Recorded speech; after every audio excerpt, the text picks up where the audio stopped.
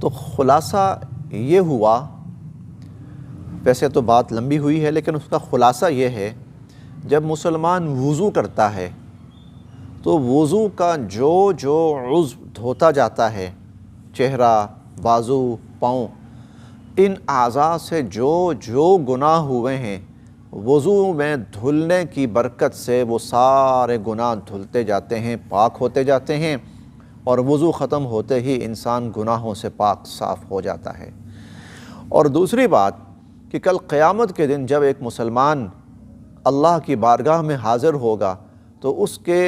ساری امتوں میں اس کو جو چیز نمایاں کرے گی وہ اس کے وضو کے اعضاء ہوں گے جو چمک رہے ہوں گے، اور اس کی چمک دمک اس کو بتا دے گی کہ یہ حضور علیہ السلام کا امتی ہے جو دنیا کے اندر